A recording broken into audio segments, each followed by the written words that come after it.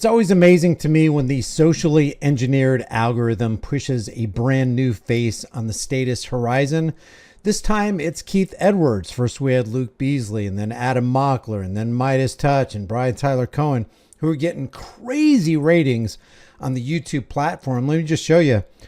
Keith Edwards, just not too long ago, wasn't making very many views at all. Look at this. 372 views. 12,640 views, 54 views, 199 views, -4 views, 7 views. Then it went up to 6,500 views, and then 7.6 million, and then 12.9, almost 13 million. He gained 82,900 subscribers just in the month of August of last year. So we're going to watch some of these videos right here. He uploaded this video just 2 days ago. It's 1.1 million views. So Keith Edwards comes out of nowhere. Where does he come from on the political spectrum? I wonder, is he going to step outside of the left versus right paradigm lie and warn everybody who dares go into that tent that voting is a demoralization campaign and we need to do something different if we're going to progress as a society? Or is he going to go inside and take a seat in one of the three-ring circuses and say, hey, I'm left. Hey, I'm right. Which side is he going to be on? I have not seen this video. I wanted to watch it fresh with you. It's called Morning Joe Hosts Flip Out as guests call them out on air. We're going to take a look at this. Michael, I'm not saying we're walking in a winter wonderland. Joe, you had your moment. Let me just finish the point. I know, but I get that. Tell us something we don't know. Well, I'm telling you something that you seem to forget. Keith Edwards. A hurt dog will holler.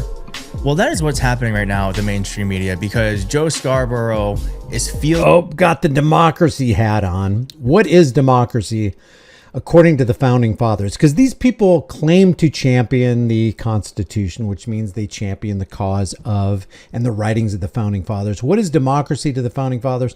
Two wolves and a lamb deciding on what to have for dinner. It's the idea of, hey, let's give away some rights and have the majority rule. It's the tyranny of the majority. So he's already pushing this concept of democracy, which is pushed by both left stream media and right stream media. The heat. Ratings are down. They're probably going to be making less money. The mainstream media, let's call it the corporate media. The corporate media is in complete disarray. And so I thought to myself, this moment went viral a couple days ago, and I was wondering, like, what teed it all off? And you know what, folks? I found that moment for you. And I also, the reason why I wanted to make this video is because I saw this report and it blew my mind. It blew my mind. The mainstream media is suffering in a way that I don't think anyone fully anticipated with Trump's win. I think a lot of folks thought that Trump was going to win and everyone was going to like be glued to their TVs again. And it turns out that though folks are not tuning out the news, they're tuning out the noise, because I'm just going to read this whole thing. God, this guy is already so frickin'. I don't even know why people are tuning into this. I don't even, should we let him read this?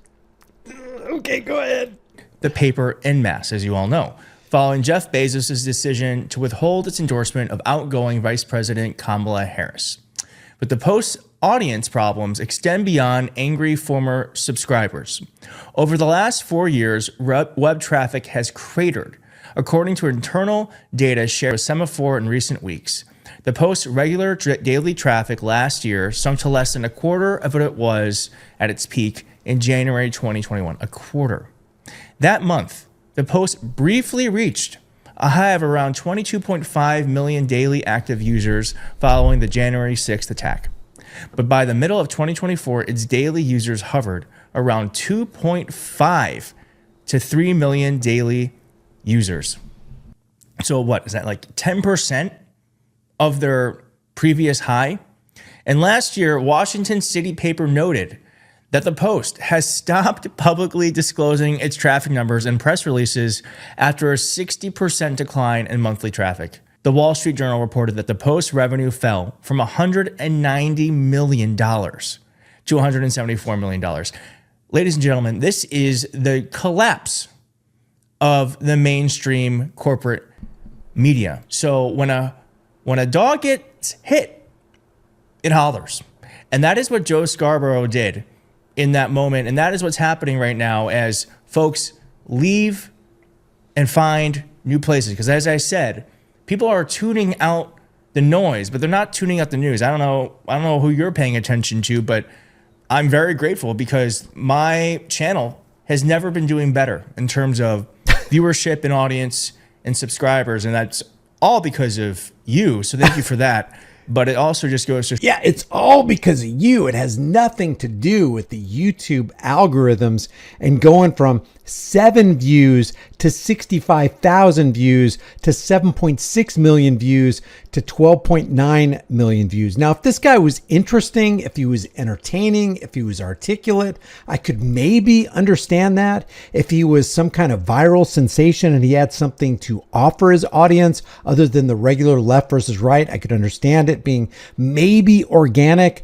But these numbers right here are not organic. Look, he went from 0 subscribers in that month to 10 subscribers this month to -10 here to 69,000 subscribers to 82,900 subscribers. This guy is getting a bump that comes from something other than an organic audience. If you disagree, I'd like to hear it in the comments. That just because those eyeballs are no longer on cable doesn't mean their eyes are shut. People are just being a lot more judicious about what they put in front of themselves and what they pay attention to. Which you can't even say that. It's ridiculous. Yeah, you can say eyes were removed from this medium and went to that medium, but you can't say that in between they've become more judicious. Maybe they're sick of being outright lied to and they flock to somebody like you or Brian Tyler Cohen or David Pakman or the Rubin Report so they can get what they think is truth. That's not being judicious. It's just being hoodwinked by a different clown in a different circle within the big top. I think is overall better for our democracy. But what's good for democracy is not good for MSNBC, certainly not good for Joe Scarborough. And I just actually cannot believe the rationale he uses. He's talking about the thing that everyone's been talking about, which is Jimmy Carter's funeral and how Obama and Trump were apparently civil with each other. And I don't want to put words in Joe Scarborough's mouth, but pay attention to this and I will point out the hypocrisy on the other side. Michael, I know this may sound radical for some people out there, but actually, if you sit there and you talk to somebody, it's a different thing. And you're civil to somebody. No, it's all part of the same thing.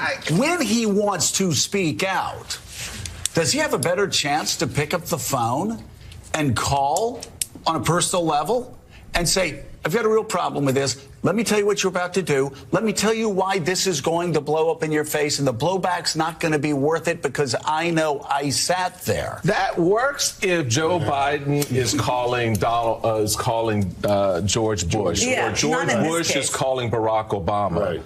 Right. You know, the moment that whole thing yesterday was illustrative of how.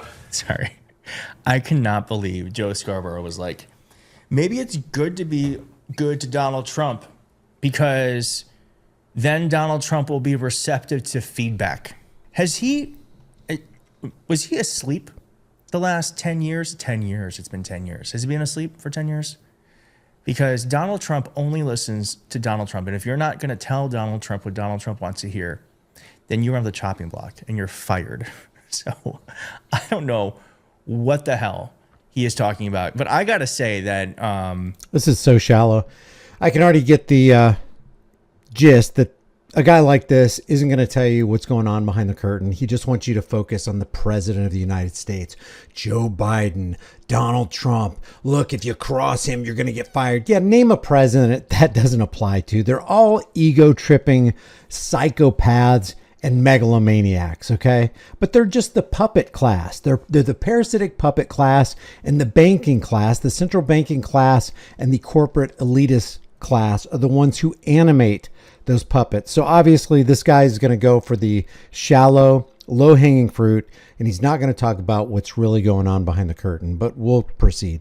Michael Steele here, who is the former RNC chair, actually did a great job of handing it back to him. So let's watch a bit of that. That one of his justices also had. I want you to watch Mika Brzezinski's physicality in this moment. An improper conversation. Michael, I'm not saying we're walking in a winter wonderland. Joe, you had your moment. Let me just finish the point. I know, but I get tell that. us something we don't know. Well, I'm telling you something that you seem to forget. And so let me make my point. You may not like it, but I'm going to make it. And the reality of it is, I take your civility argument, and you like to say 78 million people voted for Donald Trump. Well, 82 million people voted for Joe Biden. Right. And he didn't get that civility that you're talking about from Donald Trump in those 4 years. Right. So now the expectation is, because he's won again and he got 78 million people, we all got to be civil to Donald Trump. Well, okay, I'm prepared to be civil. Nobody said that. You did. No, I didn't say that. I did. No, so I didn't say everybody has to be civil. The reality of it is, you're saying, you're using the term civil. I've never used that term. I'm using your term. You're setting up false choices, says the prostitute for MSDNC, Joe Scarborough. Civility on the table. You said we all have to be civil. There is a pushback that you have to have. We got circle back Jen Psaki here. But Joe, I'm just talking about Barack Obama. I'm saying, I'm not fine. I'm not talking about that. My main point is, everybody's looking at this from a one-way perspective. How we need to approach Donald Trump. Mm-hmm. How the hell is he approaching us? Yes, yeah. Right? The man wants to lock up citizens. The man wants to turn the government against him. How are we to respond to that? Are we supposed to be civil? Michael, do you think wants to turn the government? Look at this guy's face. Look at it. That is the MO of the U.S. government, whether you have a Republican president or a Democrat president. Under Biden, under Trump, under Bush, you had the Patriot Act. Under Obama and Biden and Trump, you had FISA. FISA is actually, they're spying on Americans 24 hours a day, 7 days a week without a warrant. Under Trump, again, you will have Section 702 of FISA. Even Tulsi Gabbard has withdrawn her desire to repeal Section 702 of FISA. And this guy is thinking that Michael Steele is making some kind of good point here. The U.S. government is against its own people. We see that time and time again under Barack Obama, under George W. Bush, under George H.W., under Reagan, under Trump. What happens every single time? The national debt increases and the value of the dollar gets demolished, which means the product of your time and laboring energies is diminished by the powers that shouldn't be. And this guy right here is like, yes, that's a great point. No, it's not. If at the end of the day, you have just as powerful of a government who's sucking more resources away from the American people and putting the rights on a chopping block, there is no freaking difference. We don't know that? Doesn't seem like it. Michael, why do you, not you. I'm just saying the Michael, broader Michael, you. Why do you feel the need to create false choices? I'm not creating a false choice. I'm using your word. That's what politics is. And that's what fake stream CIA infiltrated Operation Mockingbird MK Ultra media does. It constructs false choices. It's left or it's right. MSDNC is decidedly leftist, just as CNN and Faux News and Newsmax are decidedly rightist. So they want to get you into a pigeonhole. They want to block you into a false choice. This is so hypocritical. And this guy right here doesn't get it. He's missing the forest for the trees because he's part of the forest of propaganda. You know, you have created. I'm using you. You put civility on the table. My words. You took me saying that it's not the end of the world, that Barack Obama smiled and talked to Donald Trump, and you're turning that into that we have no idea what's before us. I'm not. You will play very well today on Blue Sky and Threads and X. Congratulations. I'm not playing to anybody. I don't have an audience here. I'm just saying. Wow. Sometimes I don't watch the full clip because I want to have a real experience with you as if we're watching it together for the first time. And that is one I saw at the beginning and I was like, oh, I think this is going to be good. And it's good. Look at his face. So shallow. Okay, so all I got to say is Michael Steele, who is the former RNC chair, Republican on Republican, defending defending all of us like that, because it is true that there is this expectation. Michael Steele is defending all of us by promoting the illegitimacy of the clown show under Washington's District of Criminals. That's what this guy is saying. He doesn't know he's saying it because he's all a part of the show, because his gravy train operates on this left versus right political parasitic plane. But it's truth nonetheless. That we have to coddle Donald Trump. But Donald Trump was running against Joe Biden for his entire presidency. He never let the man do his job. And so when I'm hearing that Donald Trump had a better approval rating than Joe Biden does as he's leaving, it's because of that. Joe Biden did not ever have a chance to bring this country together. It was always Donald Trump doing everything he could to undermine Joe Biden. And so, no, I ain't gonna be civil, baby. Not the next 4 years. Civility out the window. I will not comply. I will not comply. And we all know. I'm not going to comply to civility, but I will comply with the propaganda arm for the U.S. military-industrial complex. As a matter of fact, I'll help be that arm for the military-industrial complex. I, Keith Edwards, will get so many views in 2025, I'm going to fill my bank account because I don't know what the frick is going on in the realm of politics. And I actually think that the leader of the free world is the president of the United States and not the Zio central banking elite. What Joe Scarborough and Mika Brzezinski, what they are really in this for, and that is just for themselves. They want to make sure that they can make as much money as possible. You're just now coming to that conclusion, Keith?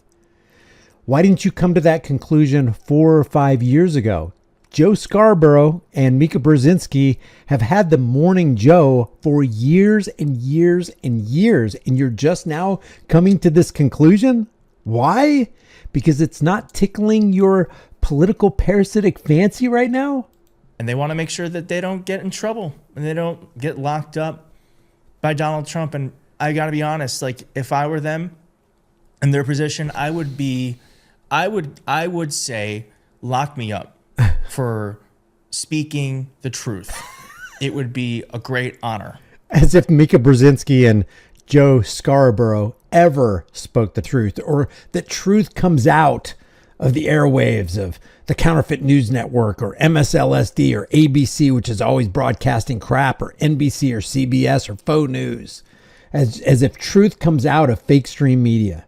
It's not them. They went to Mar-a-Lago and they said, please, Donald Trump, please like us, please don't hurt us. And they did a lot of damage. So truth comes out of fake stream media like clear water, clear, fresh drinking water comes out of the sewers of New York. Leave your thoughts about this for the world and the global thought police in the comment section below. Let us know what you think about the brand new algorithmic superstar Keith Edwards and his breakdown of what's going on the landscape of politics. I will see you in the next video.